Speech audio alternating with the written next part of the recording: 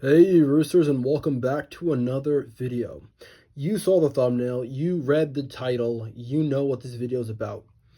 I was able to actually find a box of sealed Star Wars collectible card game at a local store that just had it tucked away somewhere, and they were selling for like 10 bucks. And so I picked it up. I'm not exactly planning to dive into this game a lot. I'm not really planning to play a lot of this game. Not really planning to try to track down as much of this product as I can possibly find. But being the fact that I have been recently watching some of Team Covenant's journey through the Star Wars CCG series, and I was able to stumble upon this, and I am recently really getting into the Star Wars Unlimited trading card game as it's coming out. I feel like this was the absolute perfect time to buy this, pick this up, and take a look back on what was as we continue to move forward with what is. All right, quickly, I don't have the boxes with me, but I'm pretty sure at this point you all know what they were. Earlier on the channel, I unboxed the Star Wars Unlimited starter decks, and they came with, obviously, Vader and Luke. Now, this starter set also comes with Vader and Luke, although very different versions of them because of when this sort of set takes place within the Star Wars universe. This is obviously their battle on the Bespin on the Cloud City, right? And so this is from The Empire Strikes Back. The Luke and Vader from this set that I'm about to open right now is very much from The New Hope. And also take a look at just how the cards look different. Obviously, they're made by two completely different companies, this one being by Decipher and Unlimited by FFG, but you can definitely see this one came out in the 1990s, and obviously Unlimited, this game came out into the 2000s and 20s. Okay, let's just get right into this. The box is already completely unsealed. Let's see what we have here. So, taking off the lid here, we get a quick look at a rules booklet, supposedly going to teach you how to play the game. I don't need this. As I said, I was watching Team Covenant's videos, and so they kind of go through a lot of what it means to learn how to play this game. Right away, you get a look at your two decks. In this game, there is one player has to play the villains, the dark side, and the other has to play the rebels, the heroes. Unlike Star Wars Unlimited, which I can play a villain deck, you can play a villain deck, you can play a Darth Vader deck, I can play a Darth Vader deck. In this game, there's only one Vader on the field, and there's one villain player, one hero player. This is the special Luke that comes in this box, not able to be found in booster packs. This is the special Vader.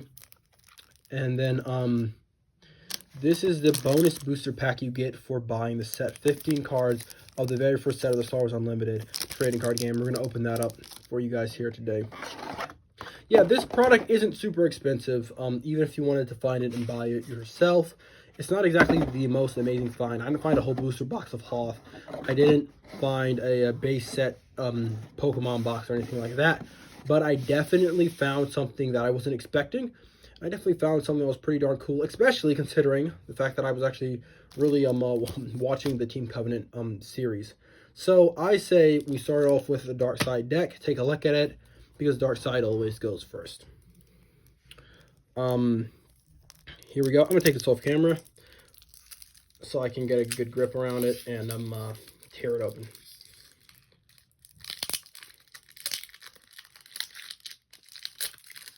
Here we go. Okay, here we go. We have just Vader. The Darth isn't even here for this character. He's a 7 cost, 5 forfeit, 4 power, 6 ability. He's a dark Jedi, quote unquote. This was obviously came out before the prequels. It came out before Empire Strikes. It came out after the original trilogy already completed, I believe. So, but the point is that the term Dark Jedi is here because the term Sith has not been created yet, or at least it definitely was not widely known by the public and used by the fandom. So a little flavor text. Every card, I'm pretty sure in this game, has some amount of flavor text on it, which is pretty darn cool. It says, sought to extinguish all Jedi, former student of Obi-Wan Kenobi, seduced by the dark side of the Force. Oh, Vader has this ability here. You must deploy him on the Death Star, but you may move him anywhere else. He may not be deployed if 2 or more of your opponent's unique characters are on the table. Obviously, every character has a name, and by their name, before their name, there's an amount of dots. The amount of dots is how many copies of that character you can have in play. And if there's only one dot, it makes them unique. And if you're losing a battle, you can draw Destiny. And if you don't know, Destiny is this number up here. It sort of is an extra randomizing factor within the game that allows crazy things to happen throughout the game. When you draw Destiny, if Destiny is greater than 4, then you go ahead and choke, quote unquote, lose one Imperial present, your choice. So if you start to fail, if you start to lose, you can kill your own dudes. How good is that? I'm not really sure, but it's definitely thematic, because when people start to fail Darth Vader, he starts to choke them out. You get an Imperial Trooper Guard. Obviously, you got to get a Stormtrooper. Okay. You get a Death Star Trooper. This is locations. Locations are sort of double-sided. There's a light side of every location, and there's a dark side. So the dark side abilities, dark side characters will get this side of the ability. On the light side player will get this side of the ability. And this is a Death Star docking bay. You get a Stormtrooper. You get the Mos Eisley from Tatooine. You get a Dark Side Jawa. Another Stormtrooper. I'm not sure if these are in any particular order. I heard somewhere that these might be random, which would be pretty interesting if that is true. The only thing that is stable is the Vader. That could be true, but I mean, I don't really have any proof to say that for certain. You get the LIN-V8M, the Alain Vietim. I really don't know how that's supposed to be pronounced, but it's a mining droid. You can get a Jawa Camp, Tatooine. Another Stormtrooper. Tusken Raider. Vader's Obsession. So this card is going to have a little bit of flavor here. Vader sought to hunt down and destroy all Jedi. After completing the circle with Obi-Wan, he turned his attention to young Skywalker. It's a loss to interrupt. During your move phase, if Vader moves to Luke's site from an adjacent site, begin a duel between them. Each draws 2 destiny to power. Winner retrieves lost force equals to the difference. Loser loses the same amount of force plus the character. So if you lose a fight, you die, and then also you take some damage. So it's definitely a big upside if you win, but obviously you can just get smoked. Timer Mine, Counter Assault. These are 60 card decks, by the way. A Tatooine Docking Bay. Another copy of Vader. Ket Malice. Tusken Raider. Tusken Scavengers. You overestimate your chances. Death Star Trooper. Another Stormtrooper. I believe in this game there is no limit amount of how many cards, how many copies of any one card you can have in your deck. The only limitations is how many copies of a card you can have in play. Death Star Detention Block Corridor. So we have a lot of Death Star locations within the starter deck, because Vader can only deploy to the Death Star. Comlink. Imperial Trooper Guard. Another Tusken Raider. Death Star Docking Control Room. We get a blaster rifle. We get a Gator Fee Stick. I don't know. Third copy of Vader. Another Stormtrooper. An Omni Box. Another Tusken Raider. Tequil. Another Vader's Obsession. Imperial Blaster. A Stormtrooper. Stormtrooper Utility Belt. Dark Side Jawa. Tusken Raider. The little Roomba again. Not even try to pronounce that name. The LIN-V8M. Another Timing Mine. An Imperial Blaster. Stormtrooper Utility Belt. Vader's Obsession. Imperial Reinforcements. Kintan Strider. Another Counter Assault. An Imperial Barrier. Collateral Damage. It's Worse.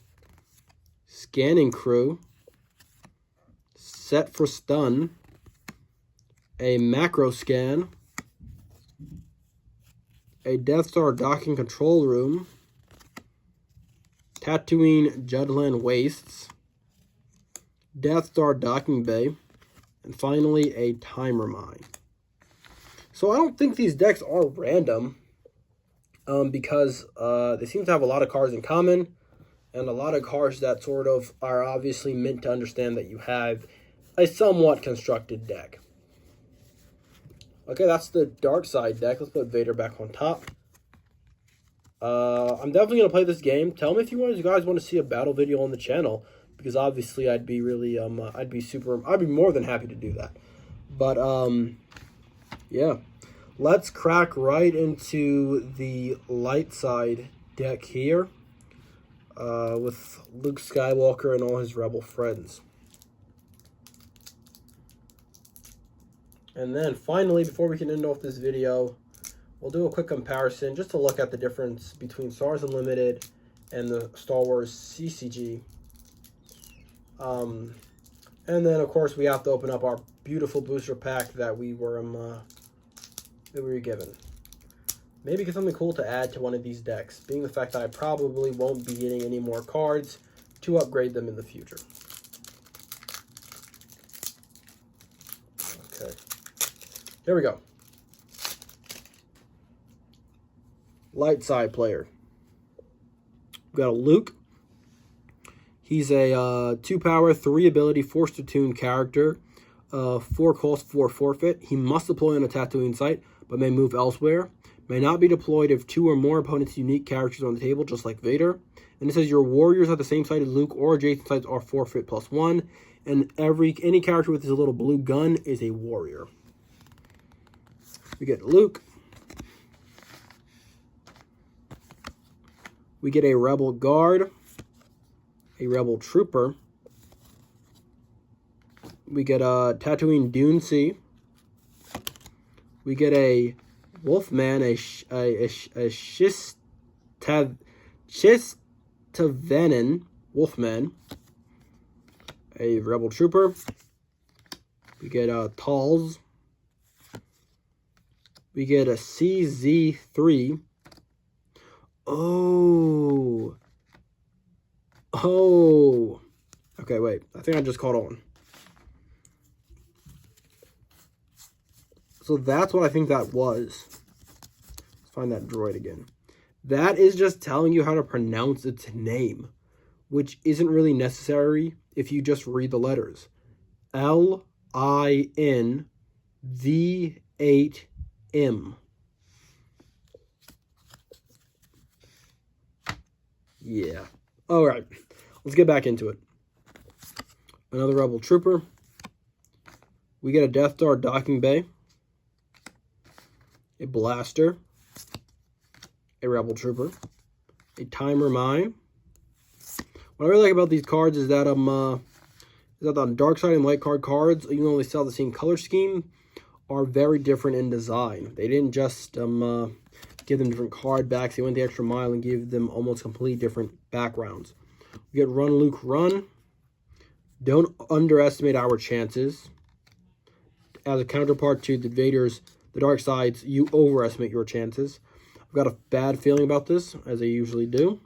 Now our Escape, as I usually do. Luke. Ooh, Old Ben. That man's just a crazy wizard. Obi-Wan lived in Tatooine's desert for years, ready for the right moment to act. Use 1 force if any of your characters except Obi-Wan was just forfeited from a Tatooine site. Mysterious crazy whisperer steps in and redeploys for free that character back to the same site. So this game, as you can tell probably, was very thematic. So a lot of the cards, they would just say text so that you would know what the theme is, like just to spell it out for you. And if not that, then the theme would just be out of this world. So it's just a crazy wizard steps in and revives a character, when all he does is you just get to replay that character for free. Good card, but I mean, like, well, I mean, maybe it's a good card. I really couldn't tell you. Another Talls, the Biff Shuffle. We get a copy of the Tatooine Jawa Camp. We get another Wolfman, Rebel Trooper, a Surprise Assault. You got that scene where Han runs through and then he runs into the troopers, which makes me, give me a second, which makes me believe that that's what that other card was depicting. Give me a second, I'll find it. It won't be long. it was called the counterattack, I believe. Yeah, counterattack, counter assault.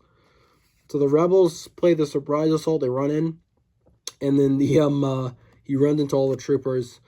I'm not sure if that's exactly the same scene, but like I said, the theme is out of this world. Tatooine docking bay. A rebel guard.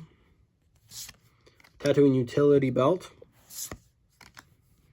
A Death Star level 6 core shaft corridor. Tatooine largest moisture farm.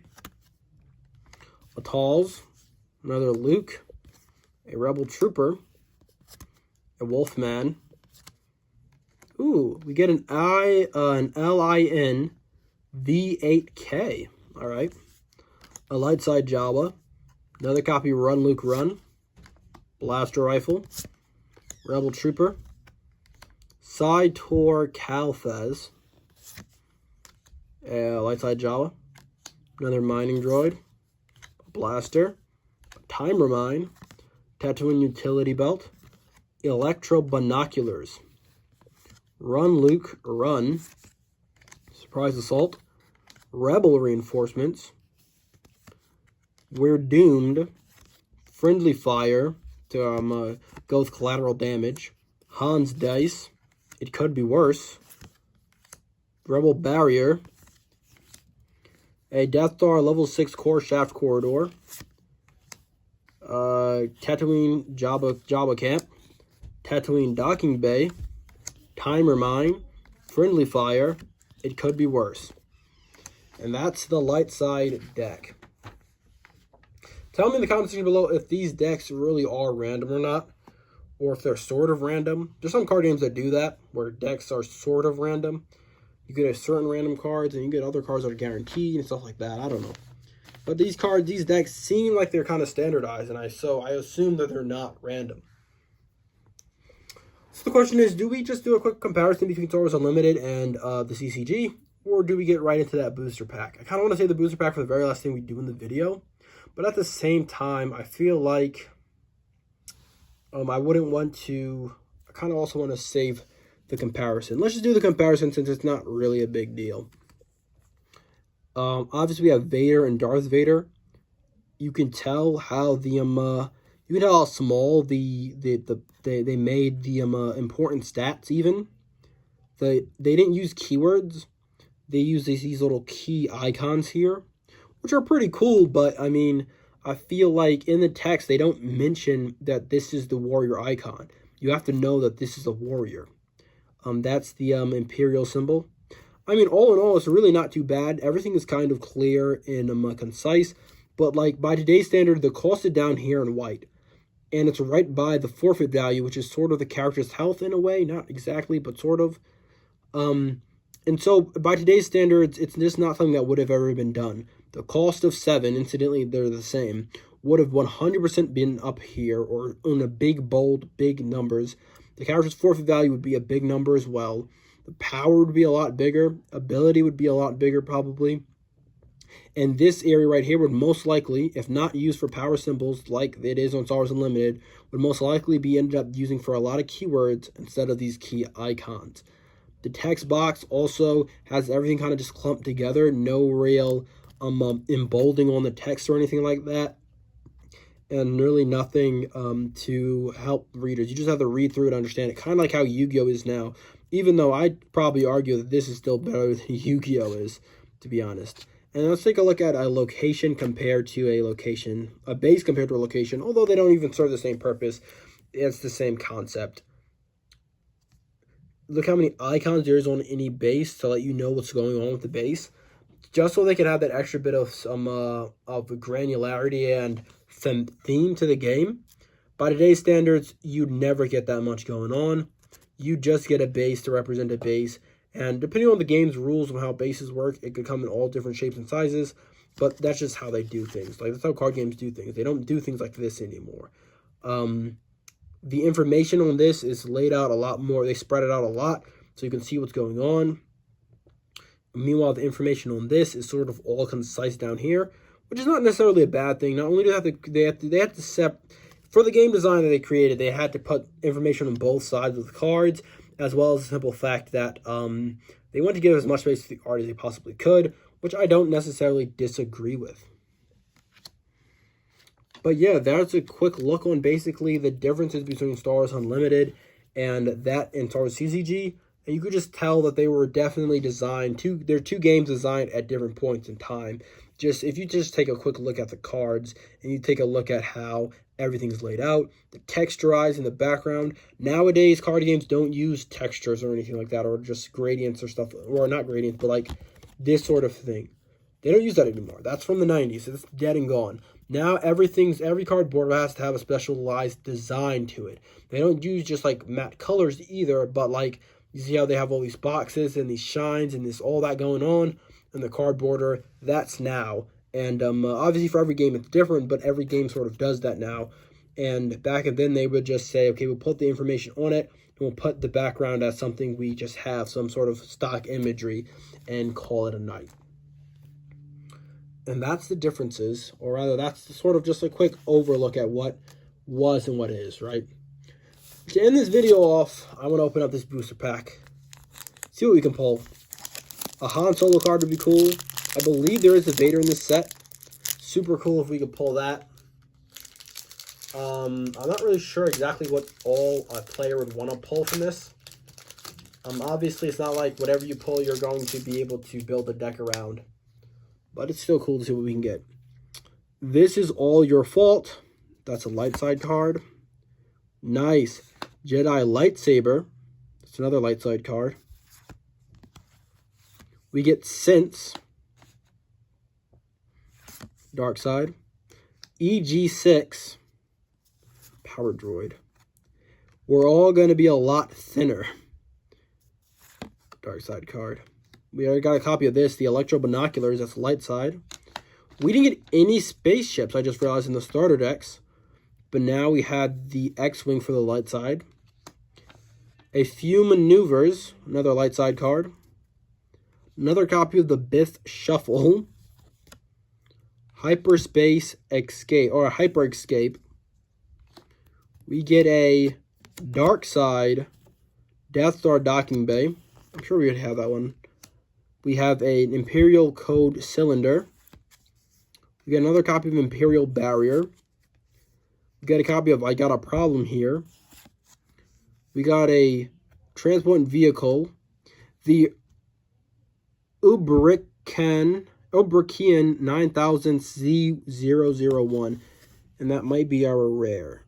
I'm kind of not sure how to tell. I know it's around here somewhere, the rare symbol.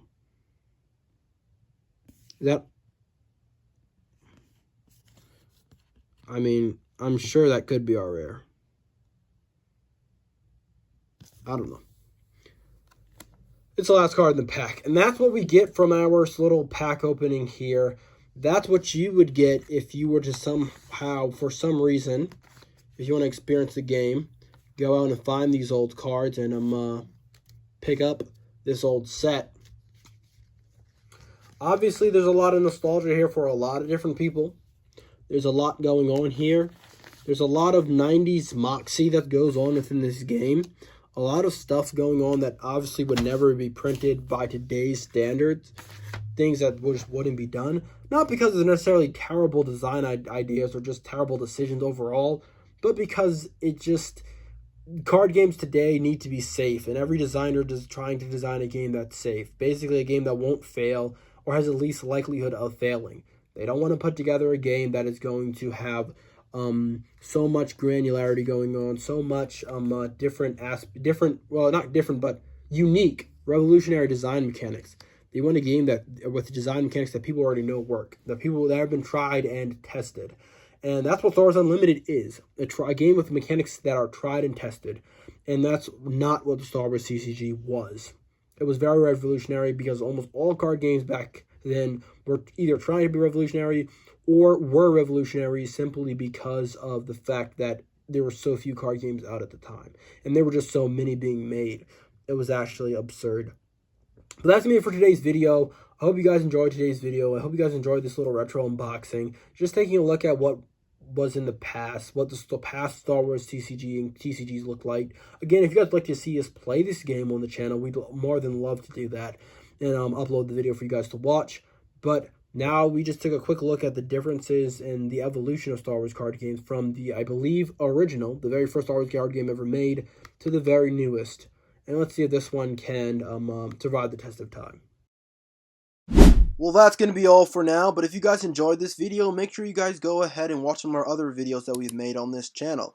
Also, give this video a like if you thoroughly enjoyed it. And of course, subscribe to the channel so you don't miss any of our future content. And I hope to see you guys back at the roost.